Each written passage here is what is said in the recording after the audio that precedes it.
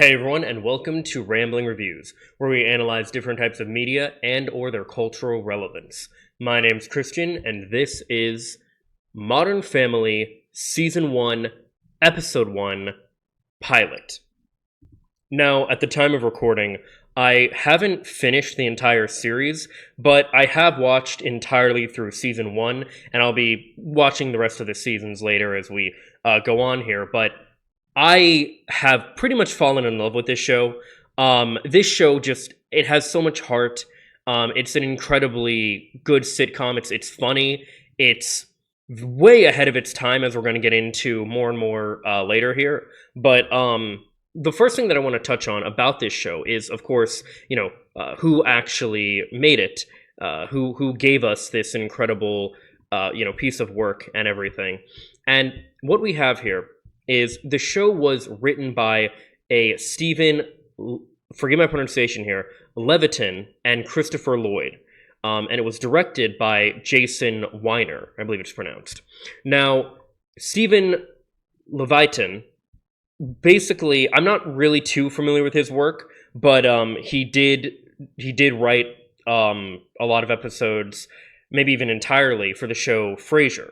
Back in the 90s. Christopher Lloyd, I'm much more familiar with, as he, of course, plays I would say, second main character, if you will, the secondary character, co-star, however you want to phrase that, of Dr. Emmett Brown in my favorite movie, Back to the Future.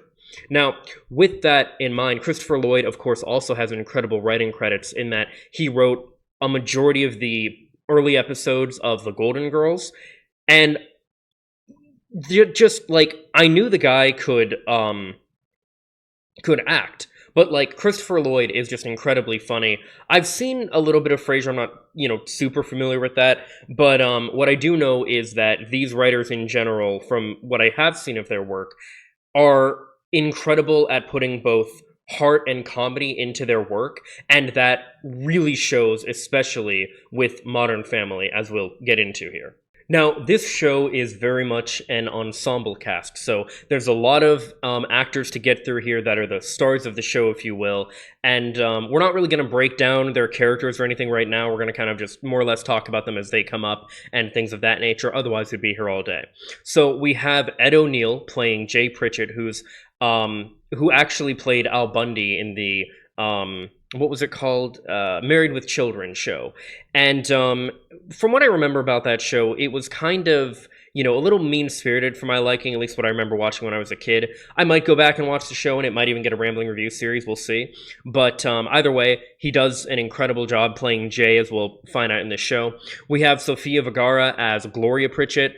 We have Rico Rodriguez as Manny Delgado. Jay, Gloria, and Manny are all a family together. We have three main families, as we'll get into later here. We have excuse me, Julie Bowen as Claire Dunphy, Ty Burrell as Phil Dunphy, and their children played by Sarah Hyland as Haley Dunphy, Ariel Winter as Alex, Nolan Gould as Luke, and that's it for the Dunphy family. Then we have as well the Pritchett-Tucker household, or I guess the Tucker-Pritchett household, as is shown by one of the characters we'll see in a minute here. We have Jesse Tyler Ferguson playing Mitchell Pritchett, Eric Stonestreet as Cameron Tucker, and Ella and Jaden Hiller, as we'll get to later, as Lily Tucker Pritchett. Now, the reason they have two names is basically because it's the same reason that they used Mary-Kate and Ashley Olsen for Full House,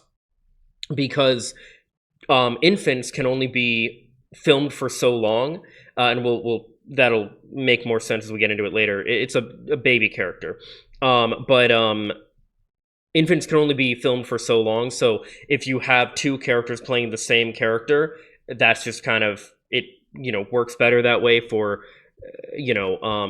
filming purposes. But with all of this in mind, let's get into the actual show. We open with the Dunphy family in the process of getting their kids ready for school. We have the mom very much kind of being the, kind of take charge, as we'll find out later. Claire very much has this perfectionist streak, which is all too relatable.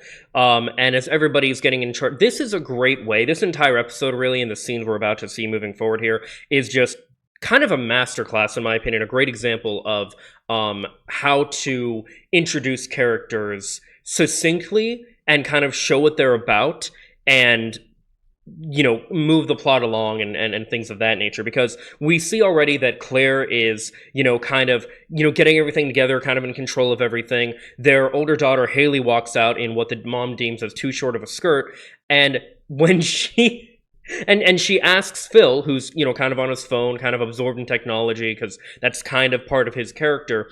You know, he asks, or she asks him, she's like, "Is there something you want to say about our daughter's skirt?" And he's like, "Oh yeah, it's a cute skirt," and and it's like, we're seeing already that like Phil is not the like stereotypical, kind of dad that is going to be like really controlling, or he's very much. And one of the things we're going to see throughout the entirety of these of the series and these characters here is, it's funny because people said that they're kind of like flipping stereotypes on their head, and I get where they're coming from, but I think what they're more so doing is they're kind of showing these different generations, these different dynamics, these groups of families, and how these families are interacting and raising their kids and things of that nature, and just all of these different family dynamics, as we'll get into here. Claire and Phil are very much the Gen X kind of people, and Phil, probably because his dad had been very hard on him.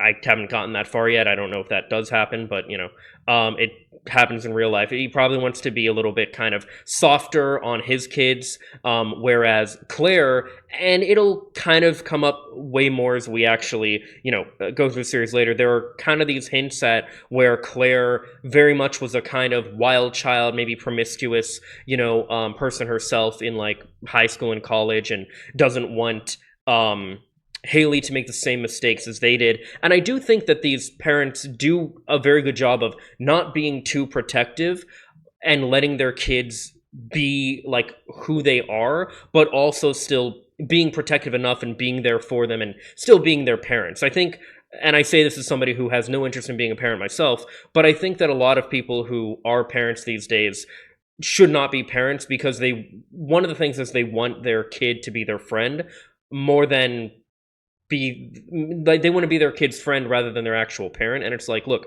the time to be your kid's friend will come when they are an adult and they are like, preferably out of the house and everything. But while you're raising them, I'm sorry, you are their parent. You do have to like instruct them right from wrong and all those different things, because if you don't, no one else is going to. Anyway, point is though, like I said, masterclass in like introduction of characters, because we have that moment with Haley. We also then immediately have their younger daughter Alex walk in, explaining about how their son Luke has gotten his head stuck in the railing of the stairs, indicating to us that, okay, we already see that immediately, Alex has this kind of like biting, sarcastic vibe to her, whereas Luke is kind of this, I don't want to say problem child, but he's kind of a wild card. He's very all over the place. Kind of don't know what he's going to do.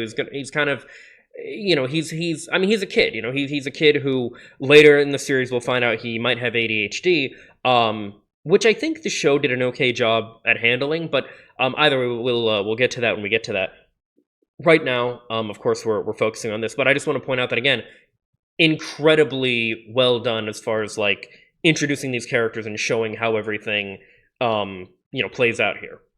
Now, one other thing about this show is it's a mockumentary of sorts, kind of like The Office or something, where basically they'll have these moments where, yes, they'll have these more, kind of, sitcom-y moments. No laugh track in the show, by the way. Not that kind of sitcom, but, there are these moments where we'll have this, kind of like the story's taking place and the audience is seeing it as is. But we also have these moments where the characters are, I don't think we ever find out who they're being interviewed by, but we're led to believe that they're essentially being interviewed. And, as we're introduced to the characters here, we see how long the couples have been together. And again, we see like kind of their parenting style. We see them discuss things about, how they are as parents, as people. And we even have this moment where like the dad, Phil does say, or Claire says she works really hard to do her job. where Phil says, our job. He's like, both our jobs. She's like, right, I work really hard to do our job. And it's like, and that kind of thing, like, one thing that I do want to say, there's a lot of media, and this is part of the reason I don't want to be a parent myself. There's a lot of media that kind of showcases, and this is the kind of stuff I saw growing up, especially in sitcoms, that showcases like the father to be kind of this, goofy guy who doesn't really like his wife, kind of the old ball and chain kind of, comments, things like, home improvement and stuff like that. And that is not, I don't think, how a husband or a father should be, but that is something that we see is all too common in a lot of media. And I really like that with this, as we'll see, Claire and Phil, they do, they kind of jab at each other a little bit, but they do very much have a healthy, loving relationship, and same goes for their relationship with the kids. And I think it's just, it's really beautiful. We have where Claire is very much kind of the uptight, mother character, whereas Phil very much tries to be the cool dad. You could say he's a little bit too lax at times, and we'll get to that later, but for the most part, these guys, I mean, there's no book on being a parent, right? These guys are absolutely doing their best, and I think they are incredible characters. I also think that the show is very real in its depiction of these characters, not just Phil and Claire, but like all of these characters. I think it's very real. It's very, it's very honest in a lot of different ways, and it's sweet, and we'll get to it more as we continue on. I know we're already like 15 minutes in, and we've only gone through one family, but with that in mind, we're gonna go to the next one here, as we have our introduction of Jay and Gloria Pritchett. Now, this couple, this is a very interesting one, because we have Jay, who's the much older man, and we have Gloria, she kind of serves a few different things. One, she's much younger, and the show will kind of show several times that she absolutely, is not like a gold digger and married Jay for, his money or anything, nor is he like abusive about his money or, power over her or anything like that. And I think that the show is really good at, not playing into those kind of stereotypes and things like that. There are some stereotypes that it plays for, definitely for laughs, and I totally understand what they're going for, but there are, things that they play into with Gloria being from Colombia. There's a lot of jokes that they kind of make about, Colombia being this, like, dangerous place and stuff, and the reality is that Colombia, just like any place, has its dangerous spots and its dangerous things about it, but all places are, like, they have good spots too, you know what I mean? So, the show's received a bit of criticism for things like that and kind of how it depicts certain things with race in general. On that note, the show has received a bit of criticism, I'd say, in more recent years, and maybe even at the time that it was put out, about things like how it's not a very diverse cast. I mean, the most diversity you have in the main cast, I guess, would be Gloria herself. But I do want to, point out that she isn't, and Jay, like, I think one of the great things about this show is, even when these characters do, kind of play into their stereotypes or what have you, more for laughs or to kind of make a point, these really feel like people. And I think that that's a very important thing to do when making this kind of content, and when telling this kind of story with these kind of characters. So I think it's great. We do see that Gloria is very, I wouldn't say she's like overprotective, but she very much has that, like, her son is like perfect and can do no wrong and all that stuff, obviously, right, as many parents do. And she's very much kind of cheering on her son Manny, maybe a little bit too, being a little bit too aggressive, kind of about the other team. But and we have this moment where one of the soccer moms. First of all, we have this one where this one guy seems to kind of, trying to be, hitting on Gloria. And he's like, "Oh, is this your father?" And she's like, "Oh no, that's my husband," And he gets up to meet her and stuff. And we do have a moment where, like, he tries to get out of his lawn chair and struggles because he's old. So, there are some jokes kind of. One thing that I will say is, even when the show plays into its stereotypes and it makes fun of these characters, no one is, like, off limits or, like, held to a higher standard or anything like that. Um, Everything's done in good fun, and I do think that for the most part, at least from what I've seen so far, I'll let you know if anything changes. But even when things are kind of done in a way that it's like, oh, that's a stereotype or whatever, it's like it's either done in good fun or it's used to address a point, and I think it's it's good overall. But again, I just want to get in front of things like that because I know that the show has received criticism for things of that nature, and either way, we see as well that Jay and Gloria have in fact been married 6 months. And they just got married, relatively recently. Of course, Jay had adopted Manny, once they had gotten married and everything, and they have a beautiful relationship. I can understand people, especially who would want to see more of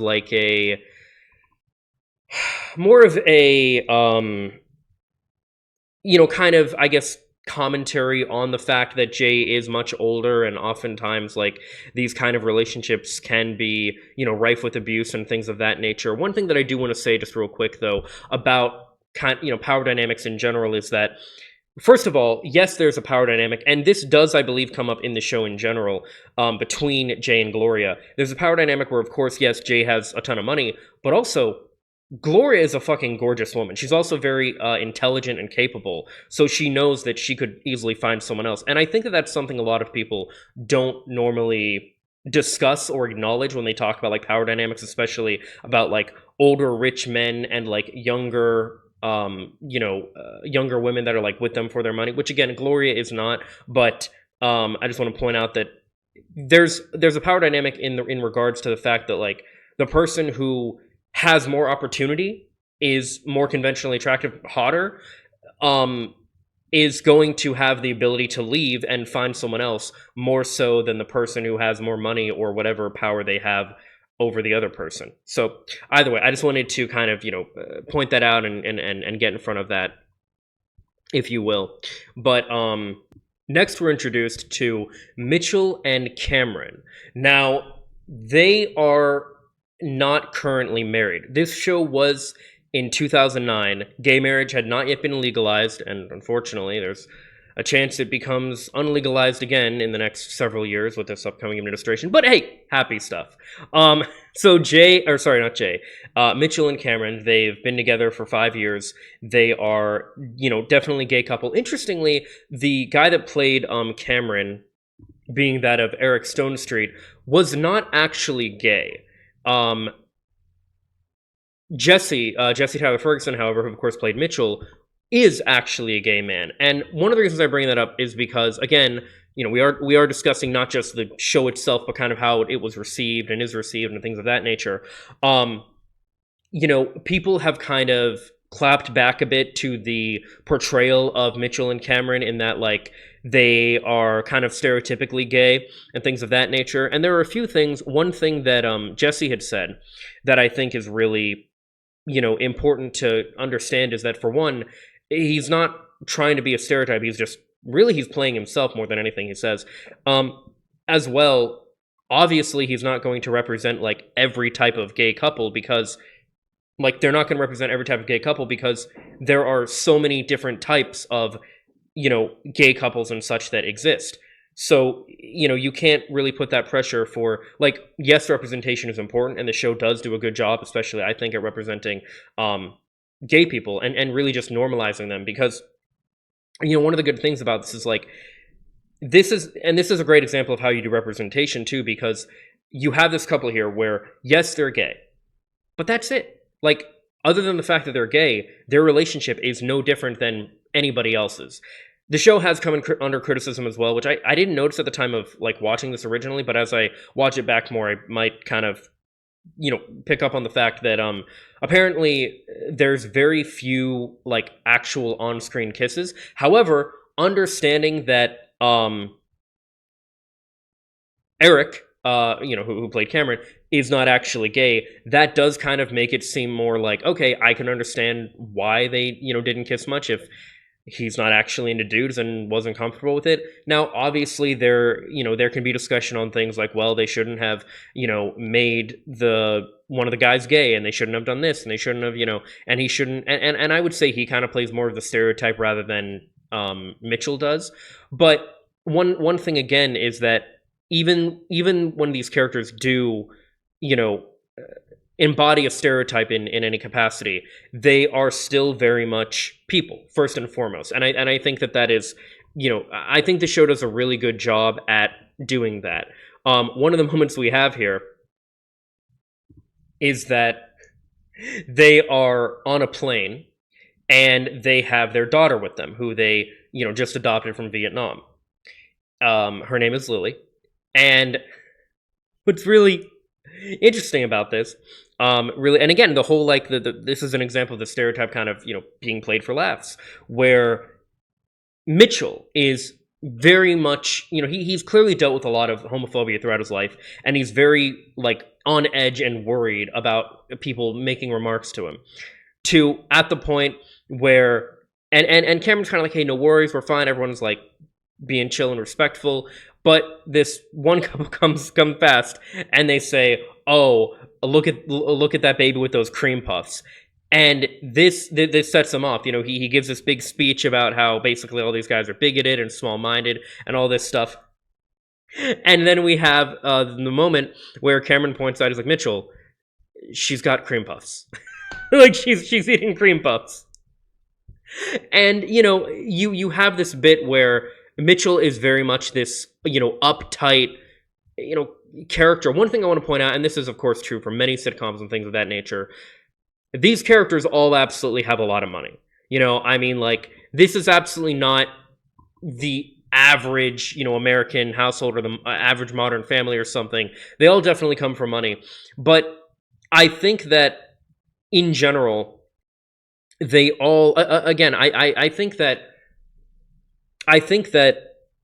the show in general does a really good job, and we'll see it more later, at being a representation of modern families. Again, we have I would say the most traditional modern family you see here is Claire and Phil, the Dumphys. Whereas with the Pritchetts, you have with Gloria and Jay and their family, you have a dynamic in which there's a significant age gap. One is an adopted family member, like they're not all from the same parents, as well. Then you also have an adopted family, an adopted kid with Mitchell and Cameron. And what's really interesting about that, I think, is just how this show normalizes these concepts and these characters and things like gay people, and while some people might view it problematic, age gaps, and just all these blended families that we have. And I think it's just really beautiful, and we'll see that continuation as we go on here. I kind of addressed this before, that Phil is very much, thinks he's the cool dad, where we have this bit where basically after Haley says she's inviting a boy over, Phil's whole thing is he says he's gonna he's cool, he's gonna be cool and everything, but he's also gonna try and intimidate and kind of do that thing, and we'll talk about that as we get to it. But yeah. So we get to see how Phil and Claire handle things, as, yes, we have Haley bringing her boyfriend over, and we also have Alex basically, I guess you could say, telling on Claire that Luke had shot her with, not a BB gun, but I don't know, some kind of, I don't know if it's an airsoft gun or what exactly it is, but some kind of toy gun that actually shoots stuff.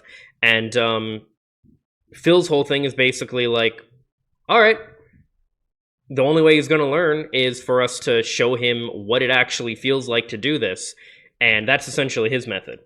Cutting back to the Pritchetts, we see as Jay and Gloria are leaving soccer practice with Manny, he discusses how there's this 16-year-old girl that he's just absolutely in love with and wants to confess his love to and everything of that nature. Now, Jay, of course, understanding how this could humiliate him, basically explains that, this isn't really a good idea, but we have Manny stop the car and go to her, where of course it doesn't pan out. However, we do have this moment here too where Gloria and Jay discuss this whole thing about how basically it's Gloria especially believes that it's very important to be supportive of your kids, and I agree with that. But basically the whole thing is that she wants to be, she's wanting to be supportive, whereas Jay is kind of more or less looking out for him and is like, I want to support him too, but like, I don't want him to get bullied and, have a horrific, experience and everything, So again, we're seeing different parenting styles with these guys as well.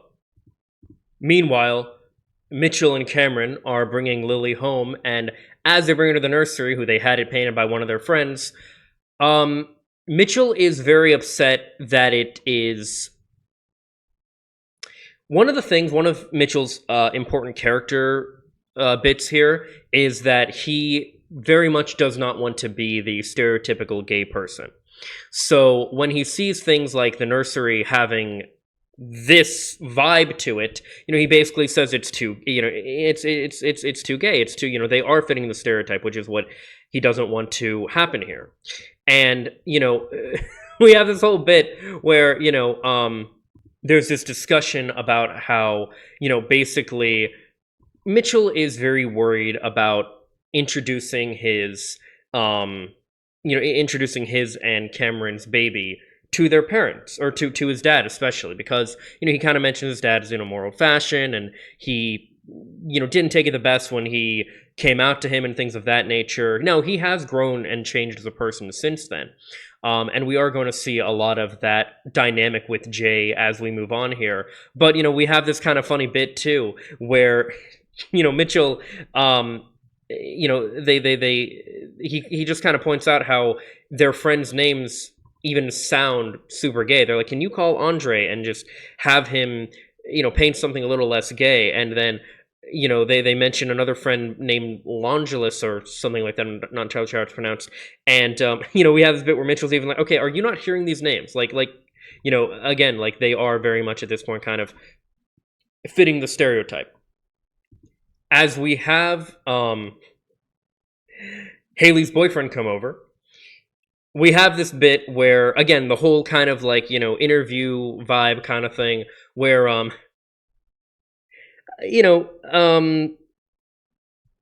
Phil is explaining his kind of methods of meeting and interrogating Dylan, in that he's going to, with his body language and voice, kind of communicate to him that like they're on good terms and stuff, but with his eyes, he's going to communicate the exact opposite. As he says, he's like, we're cool, like showing his smile, then his eyes, he's like, no, we're not, Now, I do want to point out here as well,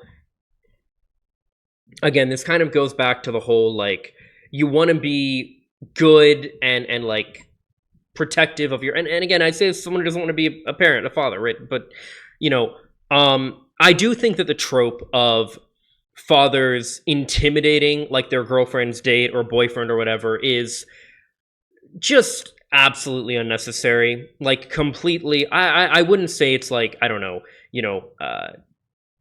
I don't even know what I would call it. I just think it's ridiculous. The idea of like a father like brandishing his firearm in front of his daughter's date or whatever, especially because like you don't see this kind of thing on the other side.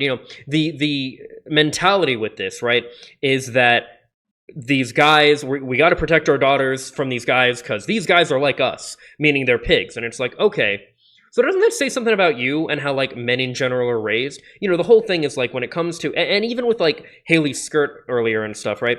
The reason people are like worried about these kind of things when it comes to like how their daughter dresses or acts or goes out or whatever, it's like obviously yes, you definitely want to teach them when they're going to a party or something, you know um don't take a drink that someone offers you, unless you see it, be made or you made it yourself, and things like that. Which is, and a lot of these things are like unfortunate safety precautions that girls and women have to have, but it's the reality of the situation.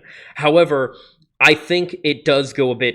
People tend to go a bit too far when they do things like, again, the whole like intimidating your daughter's date and things like that. It's just one is just completely overprotective, and it's also like, the whole thing is we as like society should be raising our boys to be better young men rather than like putting the onus on the daughter or having to interrogate the boyfriend in this kind of way. It should be more of a situation where it's like,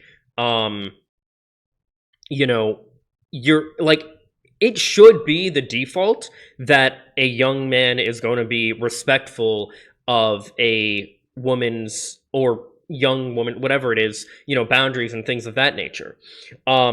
Instead, we often put the onus on women and girls to protect themselves, and we encourage especially fathers to be like overly protective in this way, and all this stuff. And it's just, I don't know, it's just something that really bugs me.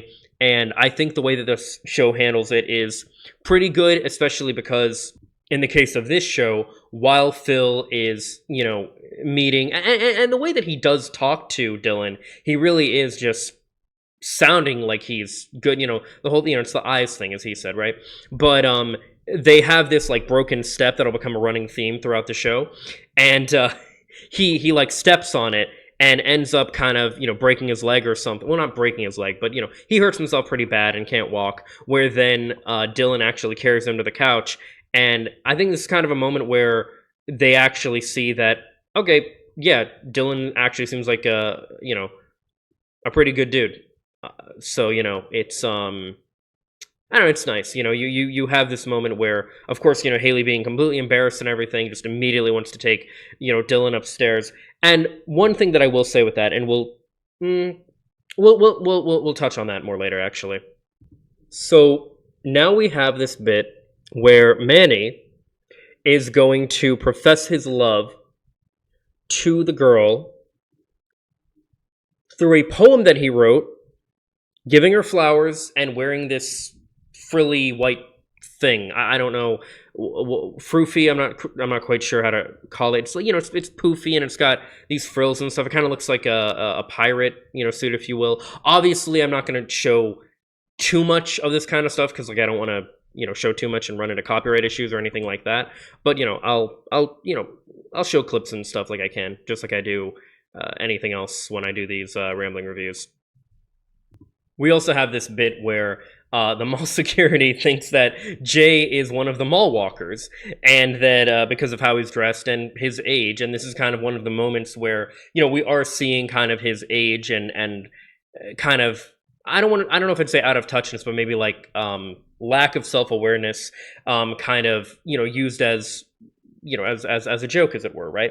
But we then go back to the Dumfies, and we see that Alex is kind of stirring up shit because that's what she does. She's the younger, she's very much kind of the younger, smarter kid who's very much the shit stirrer and things of that nature.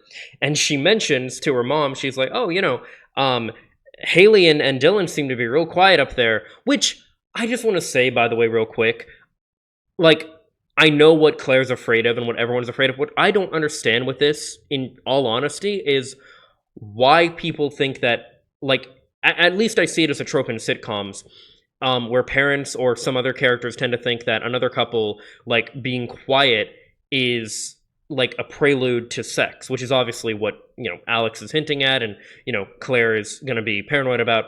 But because I don't know about you guys, but like, sex is a pretty loud activity, you know what I mean? So anyway, I don't know, I find it interesting how they always do that, but I mean, I guess the prelude to it, whatever. Anyway, moving on. So Claire goes upstairs and immediately, just let's be real here, barges in on Haley and Dylan, where she just happens to have some laundry she's putting away, right? And as she leaves the door open. To which Haley's like, "Hey, mom, you gonna close the door?" And she takes this moment to just basically unload her baggage onto Haley, really kind of, showing that she doesn't want Haley making the same mistakes she did, where she hooked up with a senior, where I don't know what grade Haley's supposed to be in. I believe the actress herself is like 18 or 19 at the time of filming this. But Claire is, pointing out that essentially, she hooked up with a senior and just gives way, too much information where Haley, Haley just embarrassed, like, "Mom," and Dylan's like, "Whoa." He's like, that's insane, dude, kind of thing, right? And,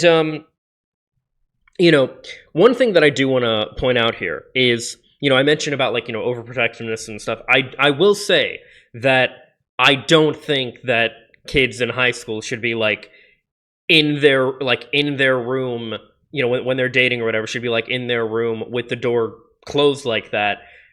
Because, yeah, I mean, it is, pretty likely what could happen. I will say, in regards to that, I don't think the, interrogating and stuff like that is necessary, but I mean, you got to have a level of, like, surveillance and stuff like that, and, and things of that nature when they're kids. So, I mean, also, man, I mean, I really do think too that, like, a lot of it just comes down to, like, teaching kids about things like, respect and consent and safe sex and all these different things. I don't know at this point if Haley has, or Dylan for that matter, even has not been given these, like, lessons or anything.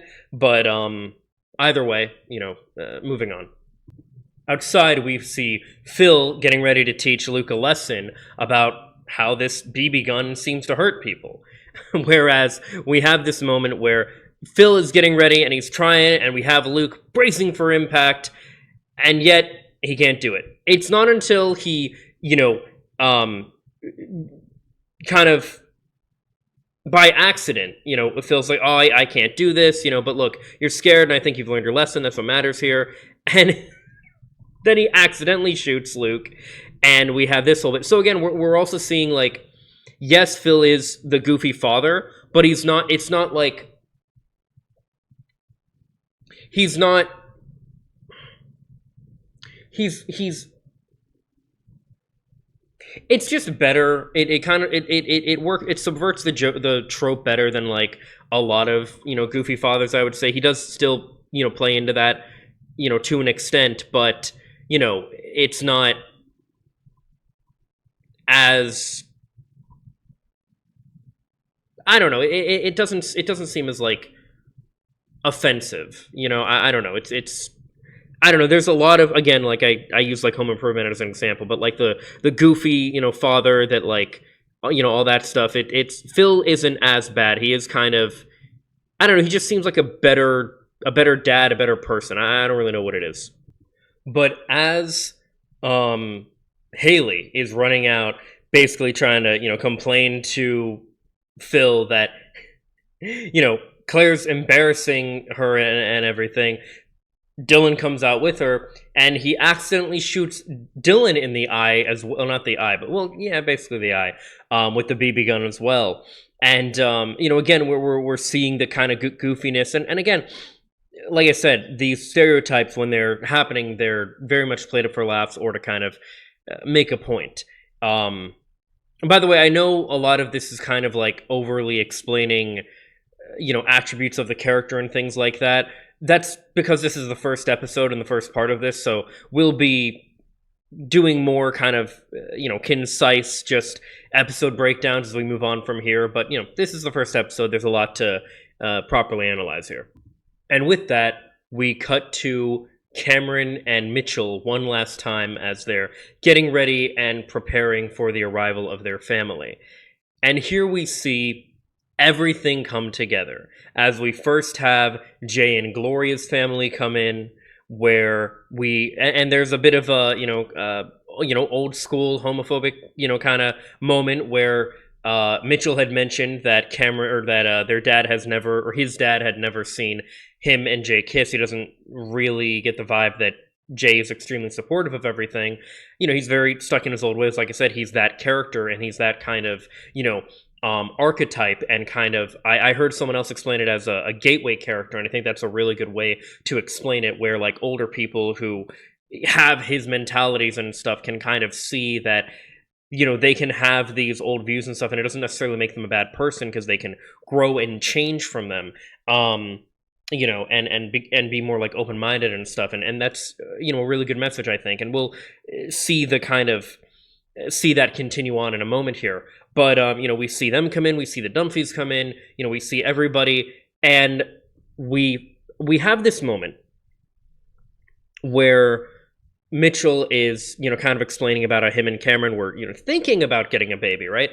And and Jay even makes a comment. He's like, well, a kid needs to, a mom and a dad, all these different things. Again, very like light homophobic comments he's making here. If you guys are bored, why don't you get a dog? However, once Cameron brings in Lily to the tune of Circle of Life from The Lion King, everybody just falls in love, including Jay. We have this beautiful moment where all of the family members are just taking turns holding Lily, and we have this just beautiful moment where, Jay even says, he's like, forget what I said. I mean, what do I know? It's not like I wrote the book on parenthood or anything. And it's beautiful. It's like all it took for him to be okay with this, as it were, is to see the baby and to see the way that it just brings everybody together, and the love in the room, and this was the point, I think, when I noticed, and we have Jay reading, saying this like beautiful, piece, which turns out to be that he is, he'd make this beautiful speech about togetherness and family, and all these different things, and how differences are what makes us stronger together, and all this beautiful stuff. And it turns out to be the poem that Manny wrote for the girl that he, of course, got rejected by. And we have a little callback to where he says about how I want to be the. He doesn't say wind beneath your knees or wind beneath your wings rather than spit in your face, but that's essentially the message. And Gloria's like, oh, it sounds better in Spanish, and I was like, oh yeah, that does sound better.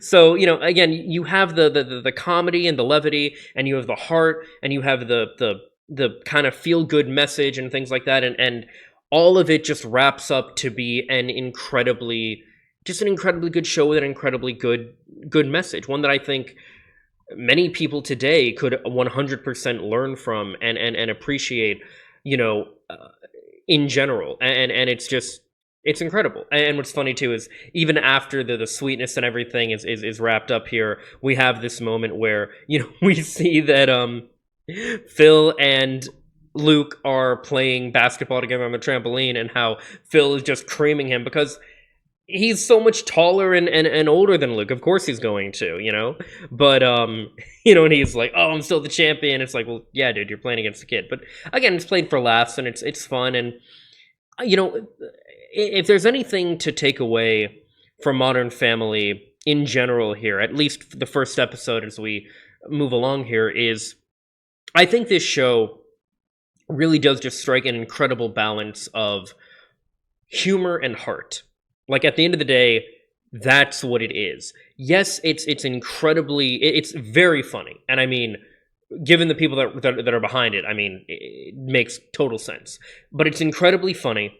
It's incredibly well-meaning, well done, well acted. The everything is just on point.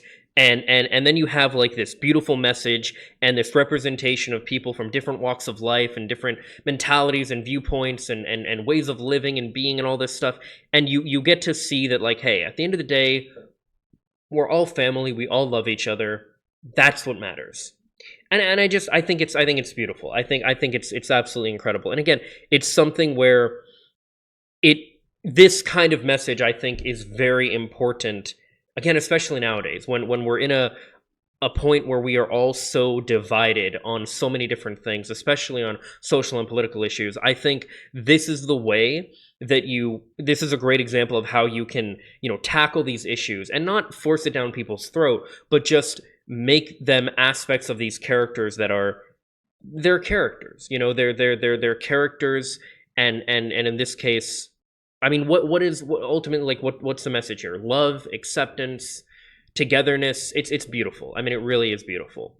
And that's the end, though, of episode 1. I hope you enjoyed it. If you haven't seen this show, I strongly urge you to do so. I caught a few episodes back when I was growing up and it was on, but especially going back and rewatching it now for this, you know, review series and everything, I'm just falling in love. I mean, it's incredible. What a way to kick off a show.